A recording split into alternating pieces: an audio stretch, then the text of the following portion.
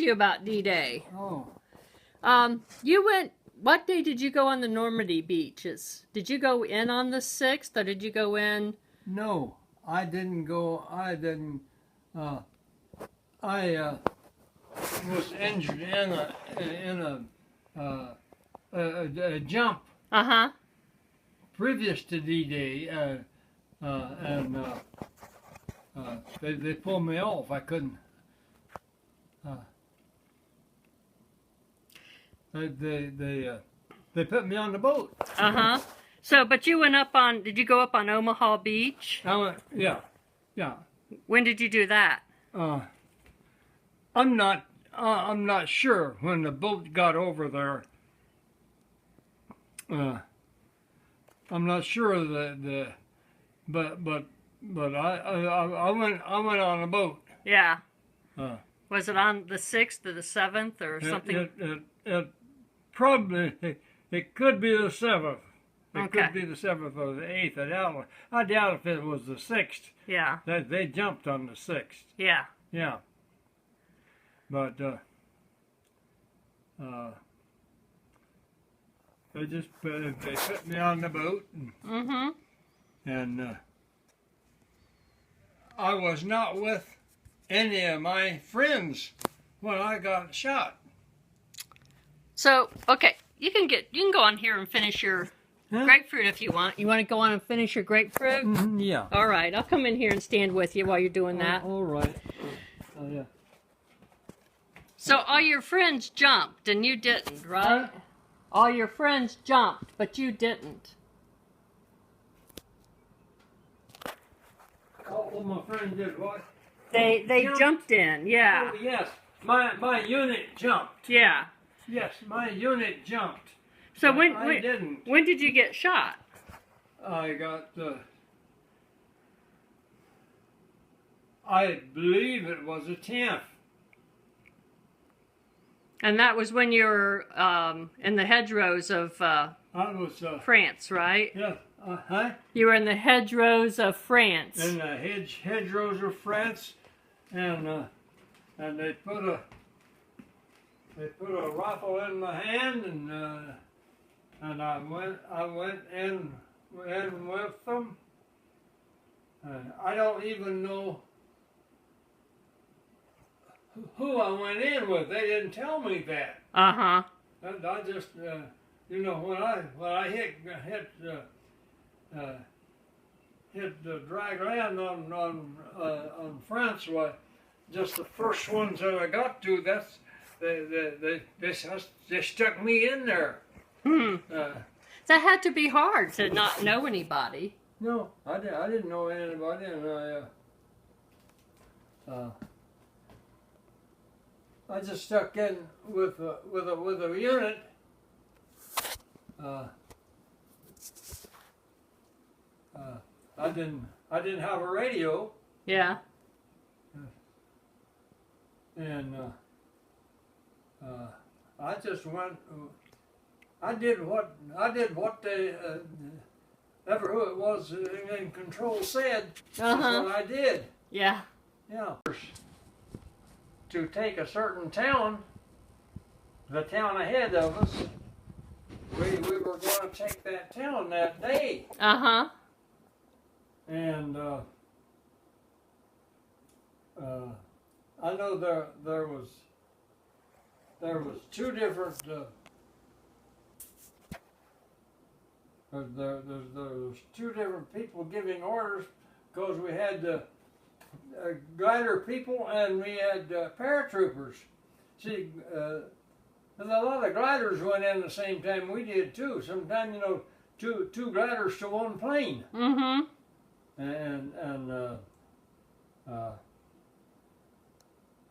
it got dark on us, and the glider said, we're not, we're going to stop here. That was because it's too dangerous to try to take the town, because the Germans retreated to the town, but they didn't go through it. they stood their ground and anyhow, I didn't get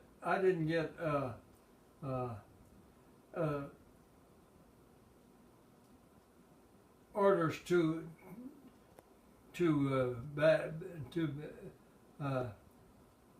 fall back, and I was pinned down with machine gun fire. Wow. And I know I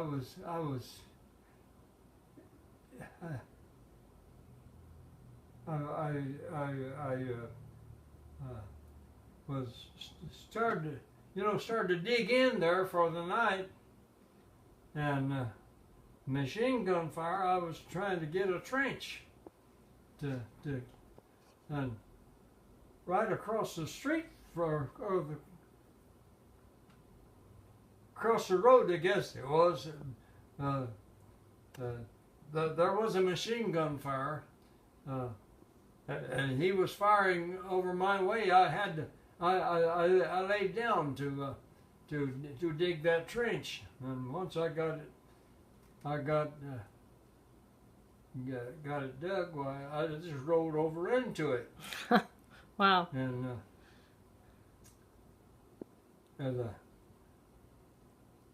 a tank came up. Somebody, they were wondering why all the machine gun fire, but they came up and they stopped between me and the fire. So when that happened, I got out of there. and I looked around, and I was out there all by myself. Wow. And the others had pulled back, and I didn't get the word. And we went back to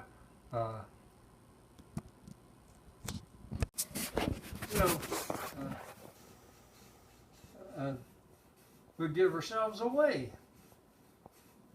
And sure enough, why, here come a shot came into the group, and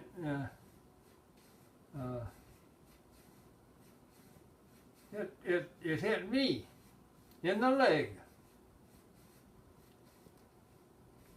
and I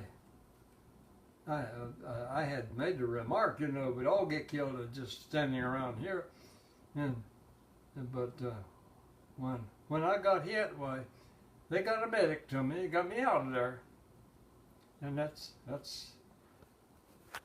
all I remember. I remember earlier on, before that day, digging in. We were taught to dig in at night.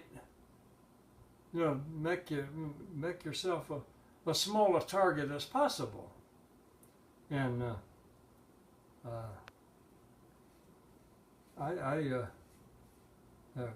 course we were tired, but I decided I was going to dig in anyhow, and there was a soldier on either side of me, and neither one of them dug in, and they both got hit, but with shrapnel. Wow. And I didn't get hit because I dodged it by getting down to ground level. Mm-hmm. But then they got me, and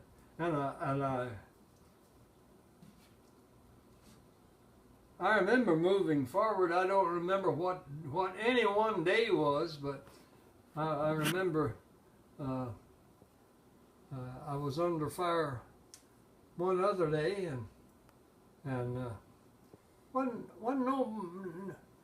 nobody controlling me much.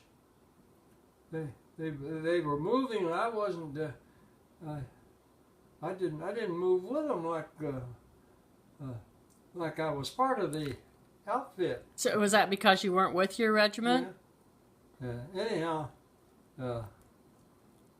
this time there was fire coming my way, and there's an old dead cow there that had already bloated up, and I got behind that cow.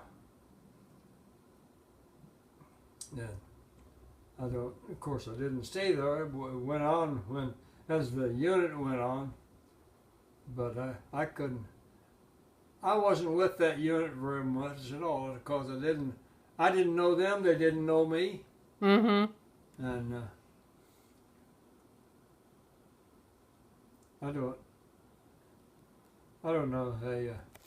I got when I got hit, I got out, and that got me out of that fight. Yeah. And I was out.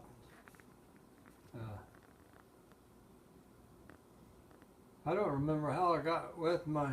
Well, I didn't get with my unit at that time. Mm-hmm. You know, after I got hit, I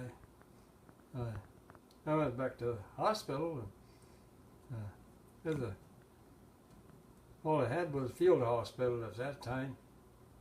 So you didn't go back to England at that time? Huh? You didn't go back to England at that time? Back to England? England. Even? No, Great Britain. England. Oh, England. Yeah.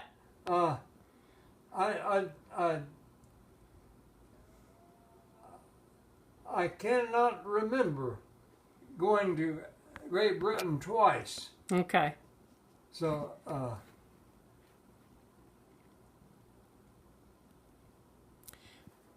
I don't really, I can't exactly remember where. I know one time I was at a field hospital, and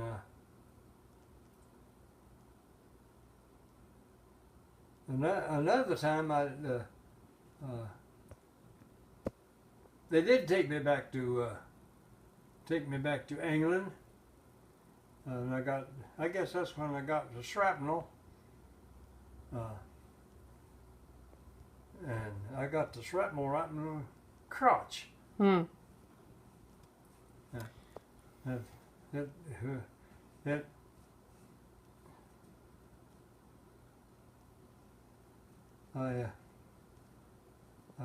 trying to recall just how that happened. Oh, that was at the Battle of the Bulge. Yeah. Where I got that shrapnel. They had me out on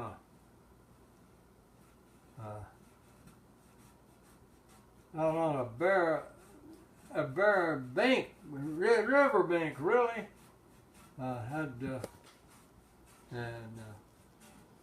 We had in my unit they had 2 lane companies had crossed the river, the Our River, Our. Two line companies across the Our River, and headquarters company stopped back out of sight of the Maginot Line, where they had the heavy artillery on the other side, you know, dug in. Mm-hmm. And they didn't want to stay next to the and we were trucked in there because it was overcast and the planes couldn't get up. So that's how we got into the Battle of the Bulge, and we were stationed to actually stop the German advance, and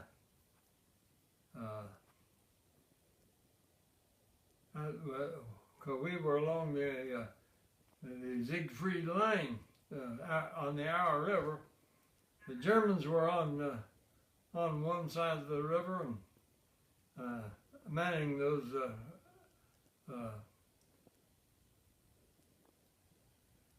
hard, heavy artillery, and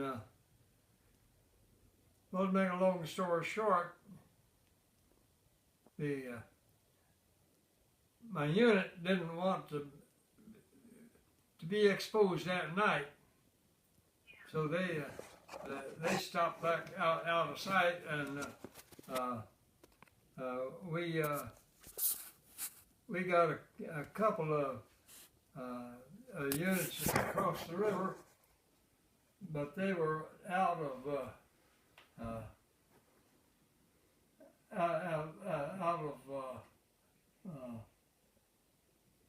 land too far out. They couldn't get radio communication, so they put me up there where they could see me across the river, and I stayed there 3 days, and I know I was getting pretty doggone tired and trying to dodge them all the time. You know, when they zero in on me on a certain place, why I would jump to another foxhole, and I know I radioed back to the headquarters that, you know, give me some relief here,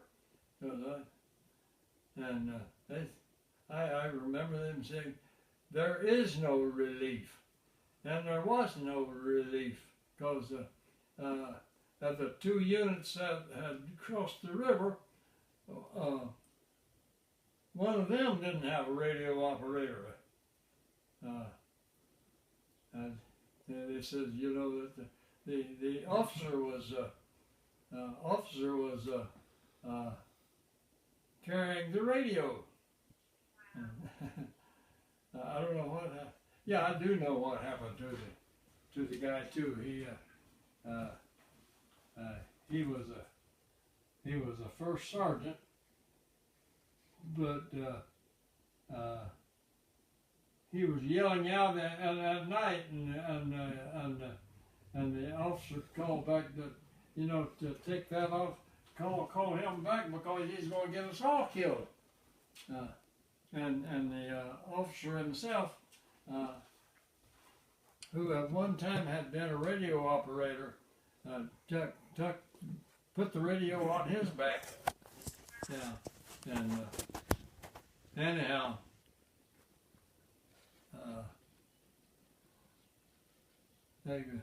I wound up getting shrapnel, but I got it from a tree burst.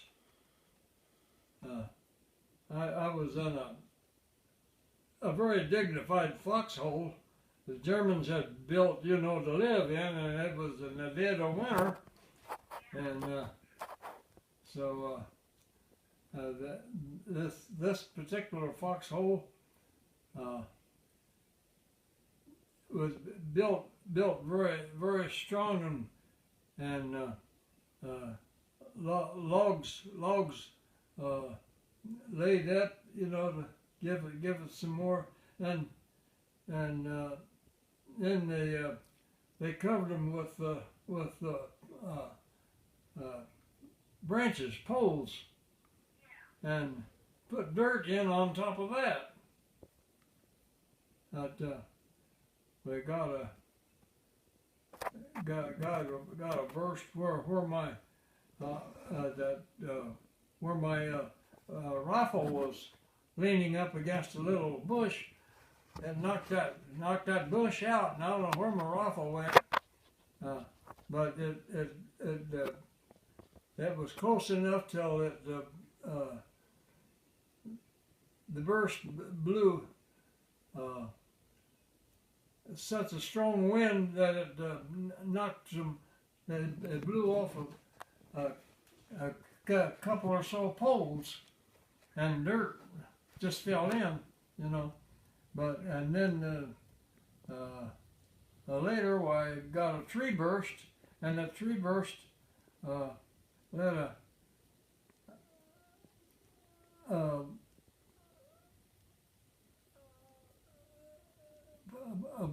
let part of the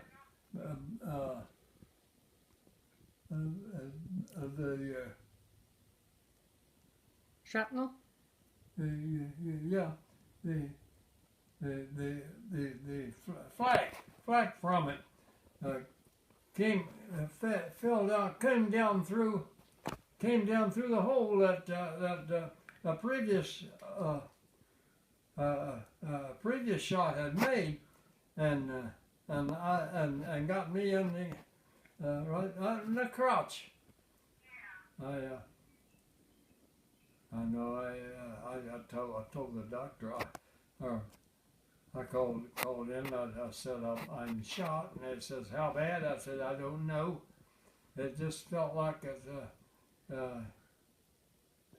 I got hit on the tailbone with a rock.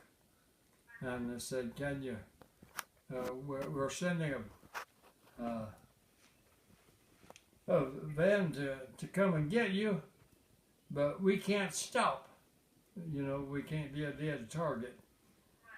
Says, can you get on it? And I said, well, yeah. Send it up, and I'll get on it. But anyhow, it came up and it moved slowly. And there was a couple of wiremen that had been that came up in the meantime to mend the wire communication.